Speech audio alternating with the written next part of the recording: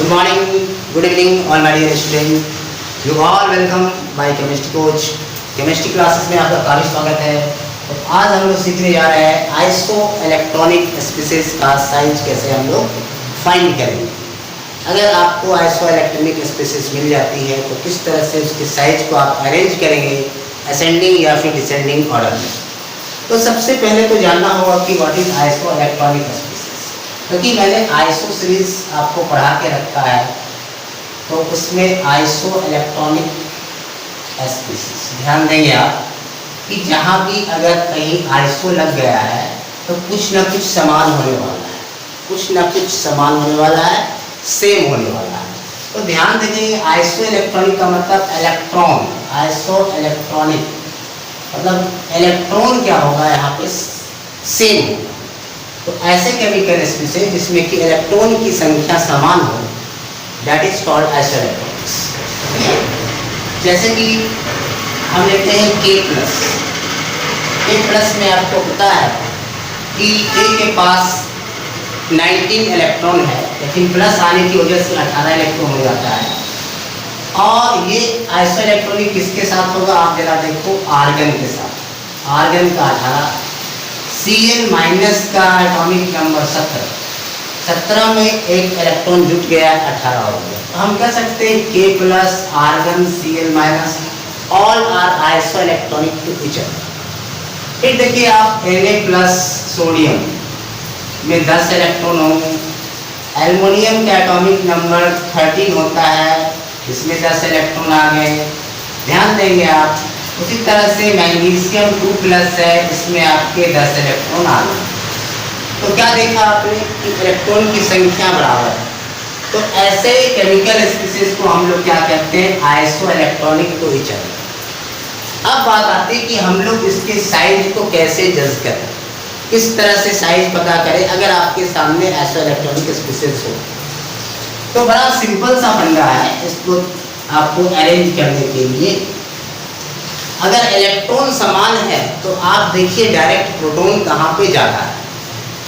तो प्रोटॉन का मतलब आप लोग जान रहे हैं, प्रोटॉन इक्वल टू क्या होता है, एटॉमिक नंबर।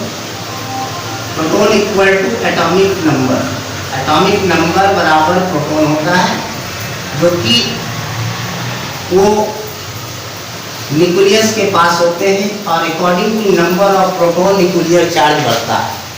तो जहाँ पे प्रोटॉन की संख्या ज़्यादा होगा न्यूक्लियर चार्ज बढ़ जाएगा। न्यूक्लियर चार्ज बढ़ने से क्या होता है कि न्यूक्लियस आउटर इलेक्ट्रॉन पे ज़्यादा फोर्स लगा पाता है, इसके कारण साइज छोटा हो जाता है।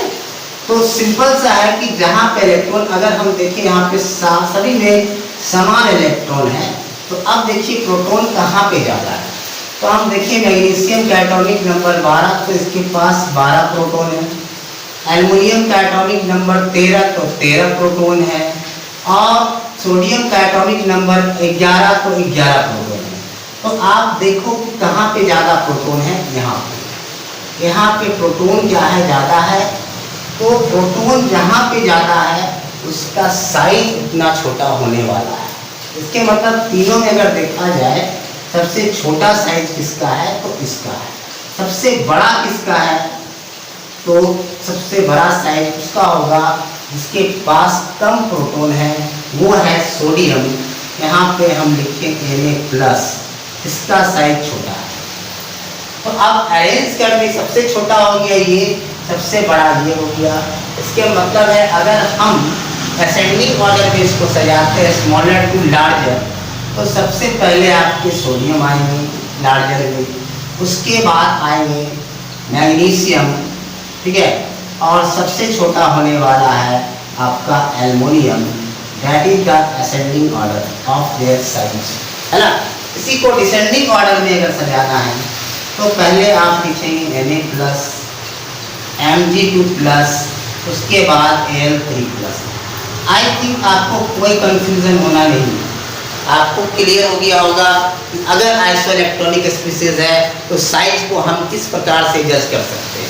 ठीक है, एक और सवाल कर लेते हैं, उसके बाद आप बना सकते हैं इस प्रकार का जितना भी सवाल आपके सामने आएंगे।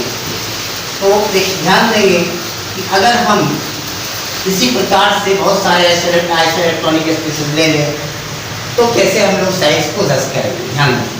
तो जैसे हमारे पास O2 माइनस है, N3 माइनस है, फ्लोरीन माइनस है, Mg2 प्लस है। देखिए मैं सारे ऐसे इलेक्ट्रॉनिक स्पीशीज को लिख रहा हूँ आपके सामने।